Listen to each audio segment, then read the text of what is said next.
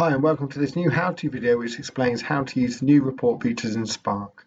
In your dashboard, click on the report under the report title you would like, the pack you would like a report on, in this case maths, and then Spark will show you the report for the class average first. So this is for the average student. We can then select individual pupils and look at their performance. On the left-hand side, we can see how often they've interacted with Spark. And then on the right-hand side, we can see their learning profile.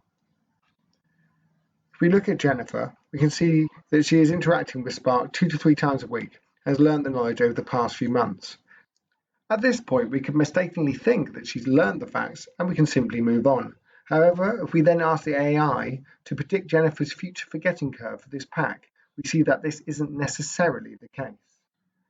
She will forget most of what she's been working on, and you can see the drop-off here. It's a fact, we all forget.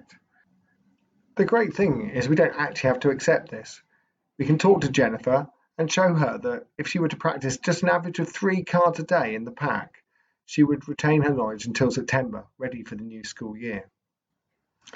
If she then looked again in September, her forgetting curve would be less steep, and she would reduce her rate of practice until eventually the majority of facts will be permanently stored in her long-term memory. Spark also allows you to compare students. In this case, we can see how Ed is doing in comparison to Jennifer, and we can also add in Beth and see how they're all doing. We can then decide which students we would then want to go on and look at in more detail, and we can remove these students from the comparison. So we could go and explore different pupils' learning profiles for this pack. Here's Ed, and on this pack, it's taking Ed quite a long time to slowly work his way through the pack and build up his memories of this information. But he is learning steadily all the way through. And if we went through to predict how much Ed would remember in the autumn, if he were to stop learning now, as you would expect, he will have a forgetting curve. And in Ed's case, it's very steep. So Ed would quickly see that if he stops now, all that hard work would be undone.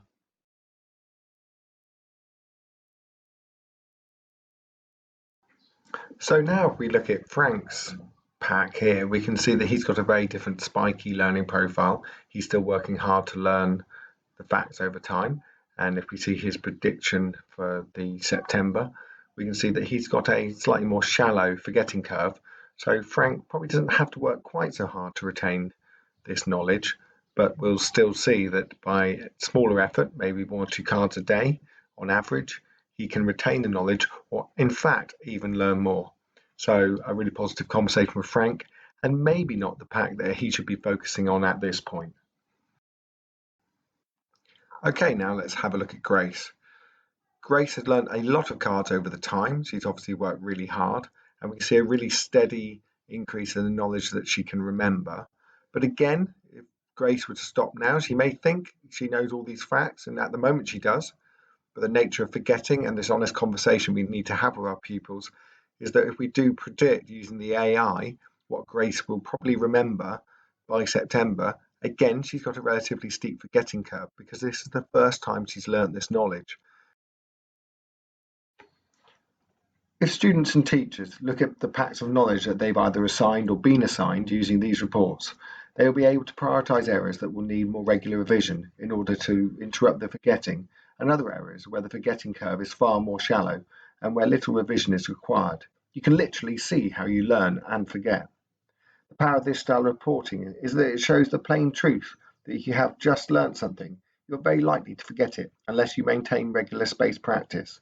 It also shows that with a very low time commitment, pupils can hold on to their learning.